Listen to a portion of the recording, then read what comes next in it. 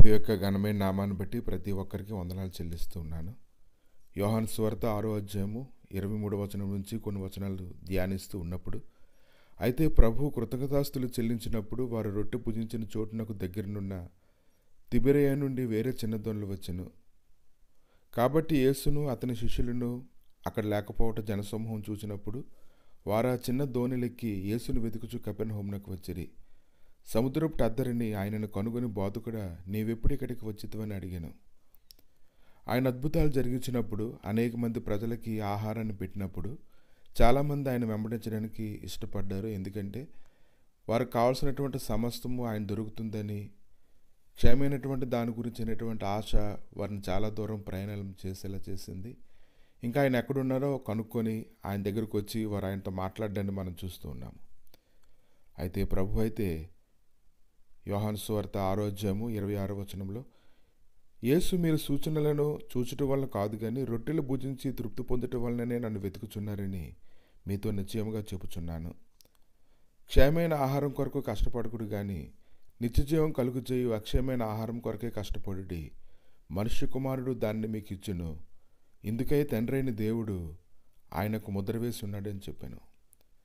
కనుక ప్రభు అయినటువంటి యేసుక్రీస్తు ఆయన నీతిని, రాజ్యాన్ని వెతికేటువంటి వారి కోసం ఆయన వెతుకుతూ ఉన్నాడు. ఎవరైతే అక్షయమైనటువంటి ఆహారం కోసం కష్టపడుతూ ఉన్నారో వారికి కావాల్సినటువంటి సమస్తము దానిలో నుంచి దయచేయడానికి ఆయన శక్తిమంతుడే ఉన్నాడు. అయితే వారు అంటూ ఉన్నారు, వారు మేము దేవుని క్రియలు జరిగించుటకు ఏమి చేయవలని ఆయన అడగగా, యేసు ఆయన పంపిన వాని యందు మీరు విశ్వాసం ఉంచుటే దేవుని క్రియ అని వారితో చెప్పాను. వారు అట్లయితే మేము చూచి నేను విశ్వసించుటకు నువ్వు ఏ సూచక్రియ చేయుచున్నావు, ఏం జరిగించున్నావు, భుజించుటకు పరలోకము నుండి ఆయన ఆహారం వారికి అనుగ్రహించానని వ్రాయబడినట్టు మన పితరుల అరణ్యంలో మన్నాను భుజించరని ఆయనతో చెప్పిరి. కాబట్టి యేసు పరలోకం నుండి వచ్చే ఆహారము మోషే మీకు ఇయ్యలేదు, నా తండ్రియే పరలోకం నుండి వచ్చి నిజమైన ఆహారం మీకు అనుగ్రహించున్నాడు. పరలోకం నుండి దిగివచ్చి లోకమునకు జీవమునిచ్చినది దేవుడు అనుగ్రహించే ఆహారమే ఉన్నదని మీతో నిశ్చయముగా చెప్పుచున్నానని వారితో అన్నది. కావున వారు, ప్రభువా, ఈ ఆహారం ఎల్లప్పుడూ మాకు అనుగ్రహించమని.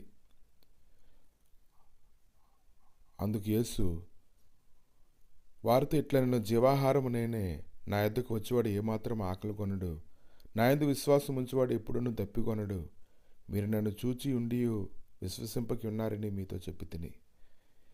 ఆయన మాట్లాడుతున్నటువంటి మాటలో ఏ ఒక్కటి కూడా వారికి అర్థం కావడం లేదు. ఎందుకంటే కేవలం వారి శరీరానికి సంబంధించినటువంటి సమృద్ధైన ఆహారాన్ని బట్టి వారు సంతోషిస్తూ ఉన్నారు, ఆయన గొప్పగా చూస్తూ ఉన్నారు. కానీ నిజంగా ఆయనందు విశ్వాసం ఉంచాలి, ఆయన నిత్య జీవాన్ని ఇవ్వడానికి వచ్చినటువంటి గ్రహింపు వారిలో లేదు. అతను మాట్లాడుతూ ఉన్నప్పుడు వారు సనుక్కోవడం ప్రారంభించారు. కాబట్టి నేను పరలోకం నుండి దిగివచ్చిన ఆహారమని ఆయన చెప్పినందున యూదులు ఆయన గురించి సనుక్కొని చుండుట, ఈయన యోసేపు కుమారుడైన యేసు కాడా?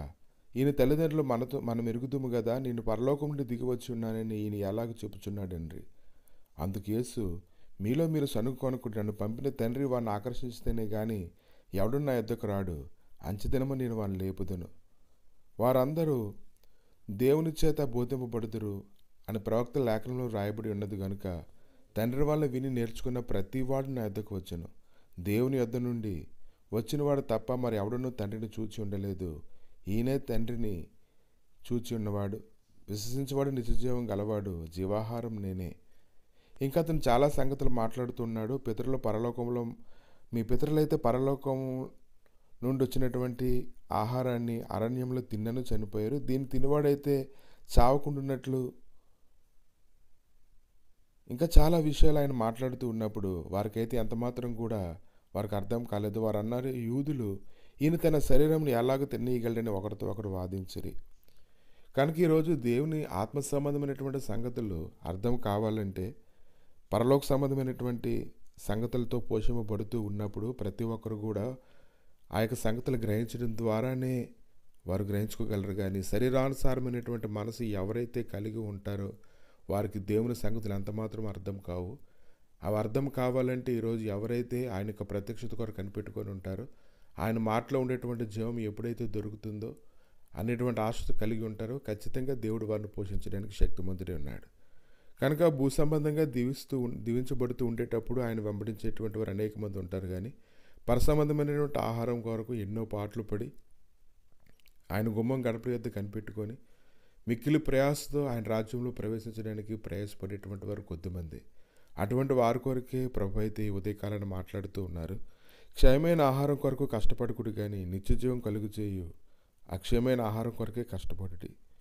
కనుక పేదరైతే ఆయన వెంబడించేటువంటి దినాల్లోనైతే క్షయమైనటువంటి ఆశీర్వాదాల కొరకు సమస్తమును విడిచిపెట్టి నీతో వచ్చాం ప్రభు అంటూ ఉన్నాడు. కానీ అతడు అభిషేకం పొందుకున్న తర్వాత ఏకాంతంగా దైవసన్నిధిలో కనిపెట్టిన తర్వాత దేవుడి యొక్క ప్రత్యక్షత ఆయన పొందిన తర్వాత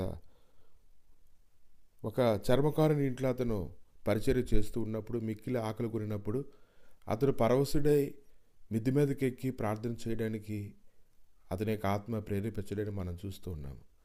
కనుక శరీరాన్ని బట్టి నడుచుకునేటువంటి వారు శరీరాన్ని బట్టి ఆనందిస్తారు, ఆత్మను బట్టి నడుచుకునేటువంటి వారు ఆత్మ సంబంధమైనటువంటి జయ జీవితాన్ని బట్టి ఆనందిస్తూ ఉంటారు. ఈ దినాన అటువంటి వారికే జయ జీవితం జీవించేటువంటి వారి కొరకే దేవుడు ముద్ర వేయబడి ఉన్నాడని ఎదురైన ప్రభు మాట్లాడుతున్నారు. కాబట్టి ఉదయకాలాన్ని ఆయన స్తుతించు, ఆయన సన్నిధితో నువ్వు నింపబడు.